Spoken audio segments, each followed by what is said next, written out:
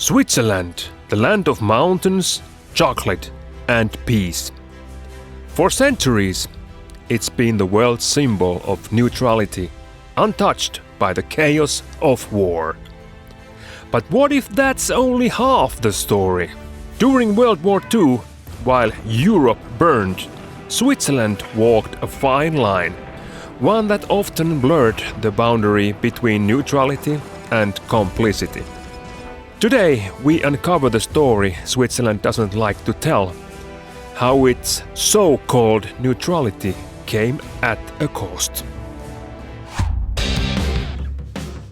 When a Nazi Germany looted gold and valuables across Europe, That's gold, Jerry! Gold! even from concentration camp victims, much of it ended up here, in Swiss banks. Switzerland became Hitler's banker, trading looted gold for currency, coal, and raw materials. Swiss officials justified it as survival. Surrounded by Axis powers, they claimed neutrality was their only defense. But those deals also fueled the Nazi war machine, while keeping Swiss coffers full. By 1943, the Allies warned Switzerland to stop aiding Germany's economy. Yet the gold and the profits kept flowing. As war spread, tens of thousands fled Nazi persecution, hoping to find safety across Switzerland's borders. Many were allowed in, but by 1942 that changed. Thousands of Jewish refugees were turned away, sent back to Nazi-occupied territory, and almost certain death. Switzerland neutrality wasn't always humanitarian. Sometimes it meant choosing silence over compassion.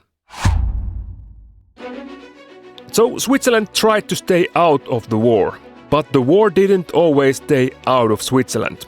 Between 1940 and 1945, Swiss cities were bombed more than 1,000 times by the Allies.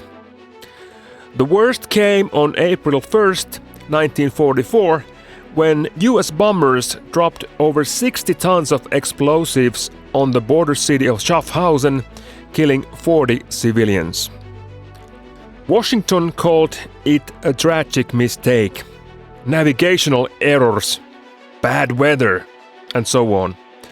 But some attacks happened in clear skies, hitting rail yards and factories that looked like deliberate targets.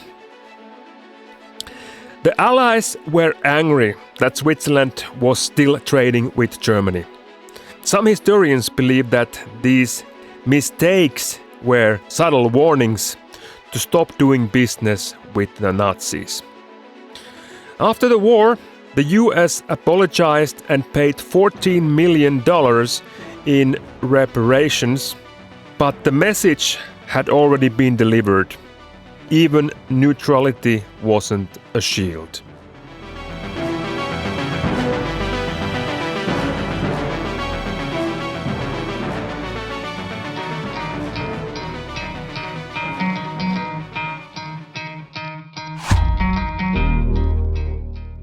Switzerland claimed neutrality, but not every corner of the country lived up to it.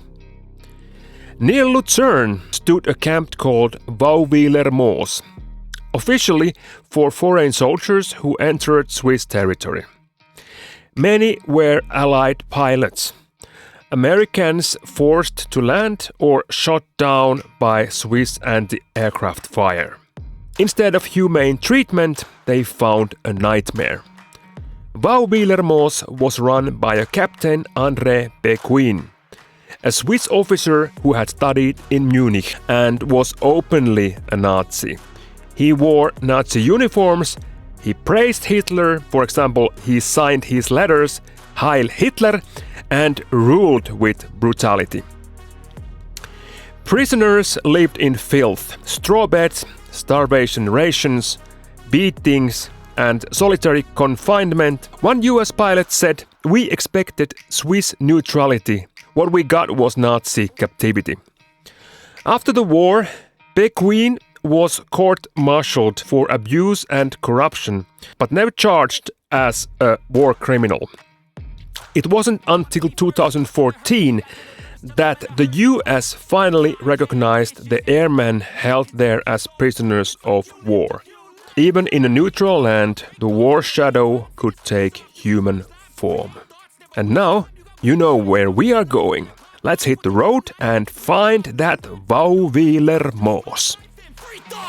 Could try to play, but you're never gonna beat me. Look the other way, what I'm doing ain't easy. Bloody hands stained from the people who deceive me. Muddy hands break through the chains, go free me. People like sheep move feet, hurt it easy.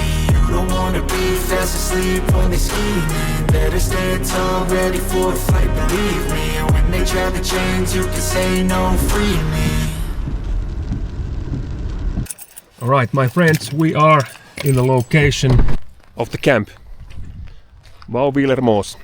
And it's raining here, and I bet you can imagine when you see this scenery here how cold and damp and how gruesome and lonely and shitty place this has been. Sergeant Dan Cullen from the US Air Force was forced to land in his B-24 to Dübendorf airfield near Zurich. What happened? He and the other part of the crew was brought to Adelboden, and they had a good life there, but they knew they have to get away. They were trying to escape. Dan could not escape. They catched him and they were tossing him to rotten here in this camp of WW2. Today, as you can see, there is nothing left of the camp which once stood here and where prisoners of war were treated badly. On the first night when Dan Cullen arrived here, he was raped by multiple inmates, and during the rape he was brutally injured, he was beaten, and he was tossed into the latrines of the camp. Even though it happened 80 years ago, you can still imagine how bad and how awful this place has been for the ones who were doomed to stay in this place. It's quite crazy, actually, that nowadays here is a prison from the Swiss government. Over there you see the roofs. Those buildings, they belong to that correctional facility. I wanted to show you this place, how it looks like nowadays. And to be honest with you, it hasn't changed that much. Of course, there's nothing left of the camp, how it used to be, how it used to stand. I can imagine some of those bigger trees, they have been here during the camp. Otherwise, there's nothing left. If you think about the life what the American pilots had in Davos, the higher ranking ones, they were in Davos, and the soldiers, they were in Adelboden. Both of those places more or less by the Alps. They could go skiing, they could go dancing and so on. They were enjoying their lives. This is a total opposite. This is hell. If you want to punish someone and if you want to make a prison, make it in a place like this. I really feel the bad vibes here. This must be one of the most hostile places in whole Switzerland. Let's go to see. There should be some kind of memorial stone here for for the victims of the camp. Let's go and try to...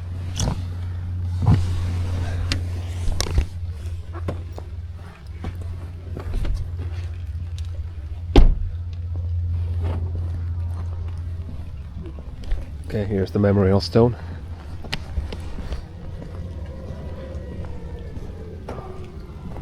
Here's the stone.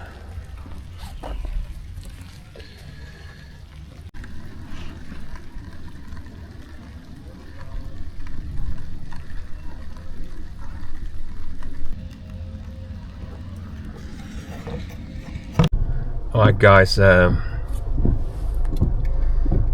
been standing here for a while now, and I think it's not good to stay here longer.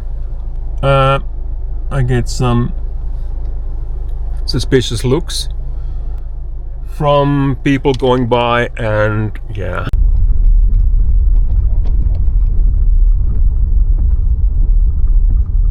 Okay, we came to a parking place not so far away from the place where the camp used to stand. This hut here next to me is a place where the local German shepherds hobbyists are meeting each other. Hey, hey, Hitler! It's quite fitting, ain't it? Because at Bauwillermoos camp in those times, it was guarded by guards with German shepherds. I think we can make some lunch.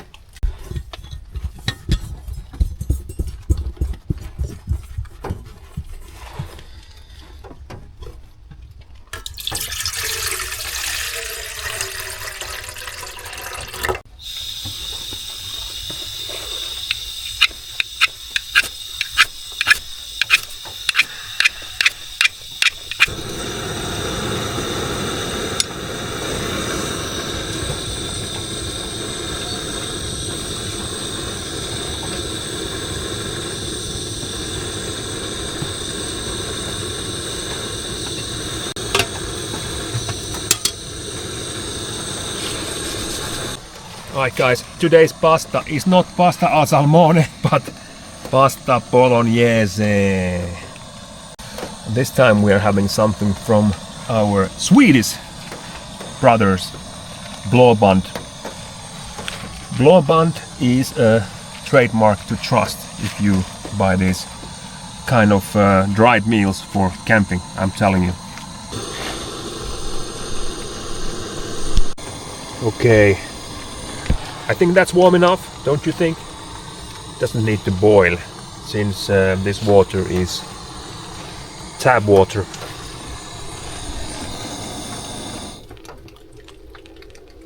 Much.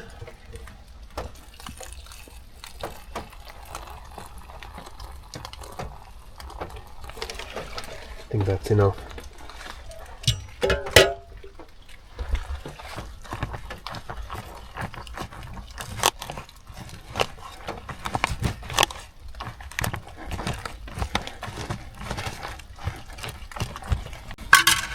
Put some more. I think these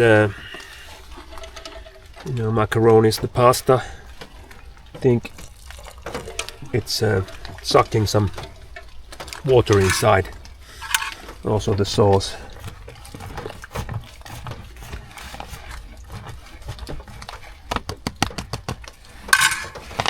All right.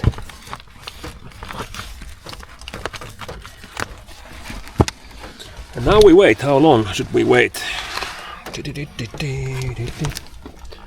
What's written there? 10 minutes. Get real. 5 minutes later. Yeah. This looks like pasta. We are putting this inside. And since this is the mild version of Tabasco, we need to put a little bit more.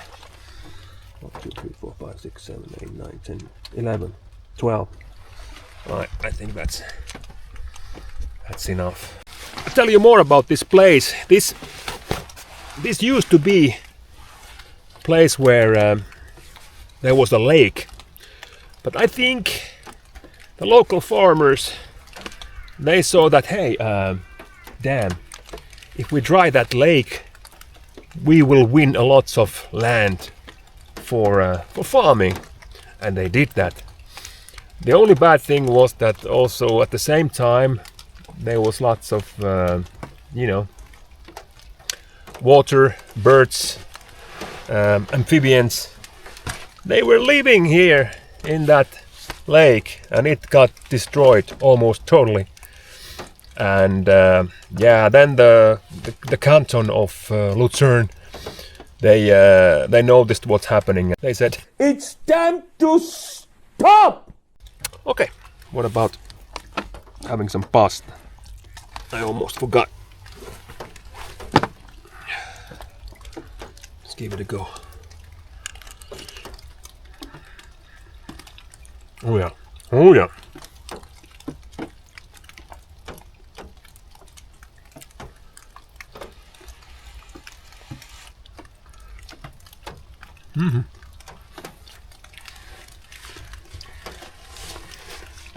Alright guys, I'm enjoying my lunch now. Later I'm going to drive another 2 hours back home.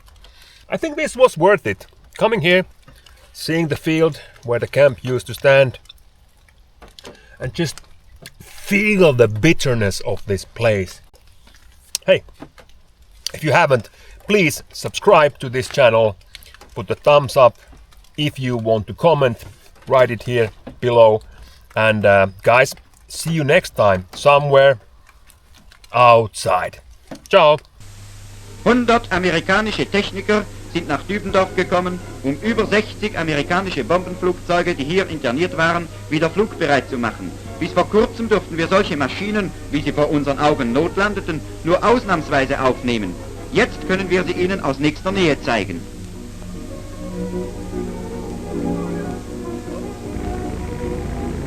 Die Reparaturanweisungen werden den Mechanikern auf einer Art von motorisiertem Trottinett gebracht. Das hilft Zeit sparen und Irrtümer vermeiden.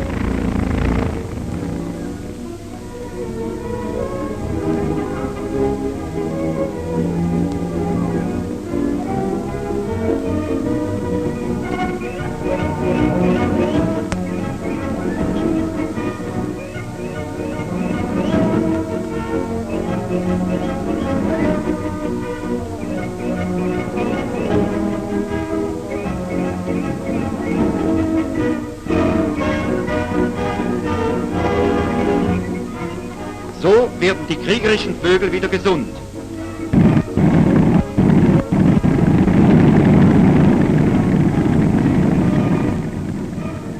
In friedlichem Flug werden sie über freie Länder hinweg ihre Heimat gewinnen.